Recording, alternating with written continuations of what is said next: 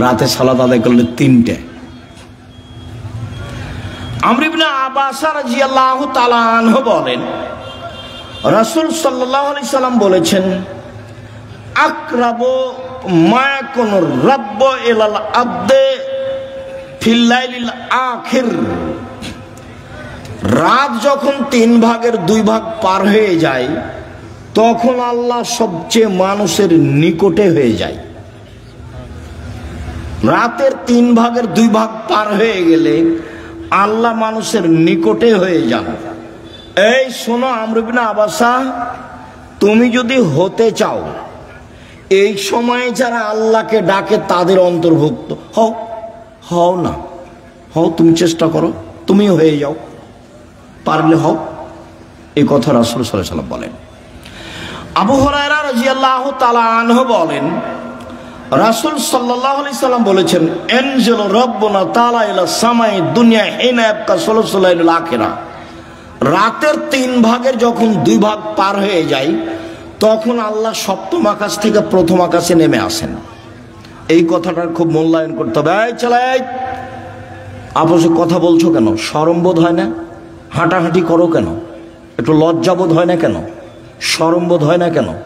আমি তো কথা শেষ করবই ইনশাআল্লাহ। তা আপনার এত ব্যস্ততা বাড়লো কেন? আপনি একটু ধৈর্যের পরিচয় দিবেন।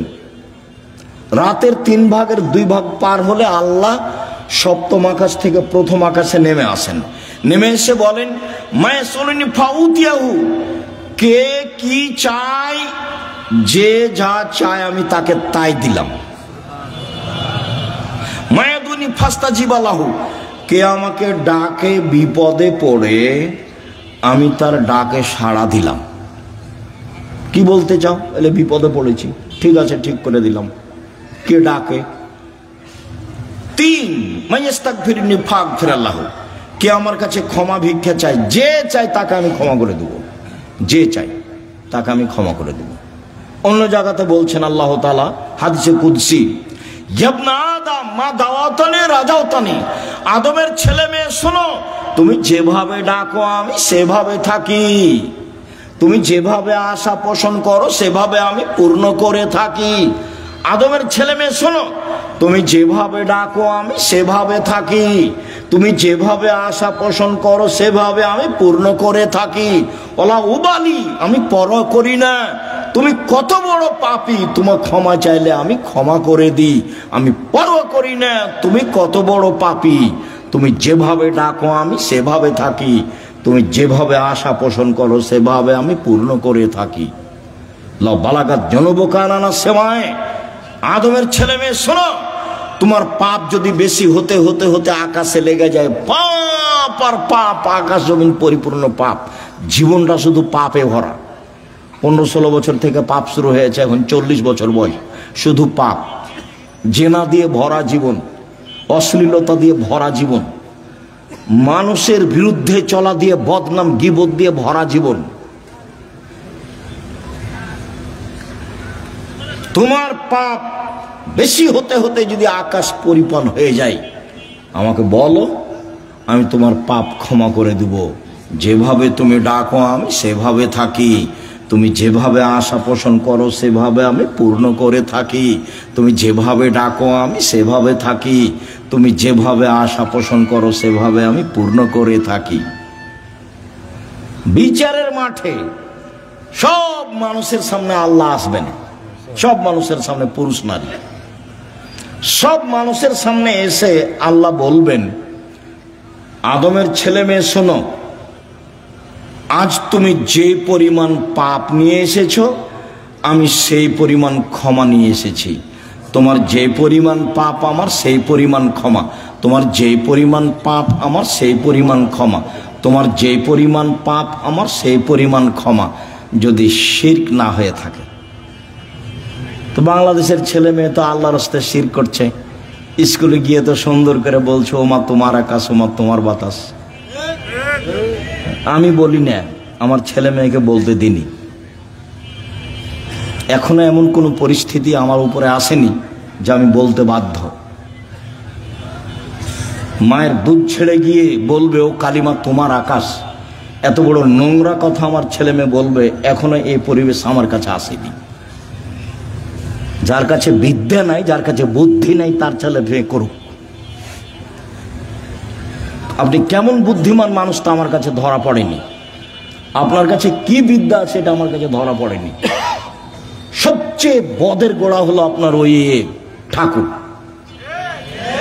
ঠাকুর হলো ঢাকা বিশ্ববিদ্যালয়ের শত্রু, ঠাকুর মুসলমানের শত্রু। যেদিন ভারত, বাংলাদেশ, পাকিস্তানের মুসলমান ইংরেজদের হাতে নির্যাতিত, সেদিন ঠাকুর ক্ষমতা দেখাই মান সম্মানে বসবাস করে লন্ডনে। সেই ঠাকুরের গান আমার ছেলে মেয়ে পড়ে, পাগল হয়ে গেছি।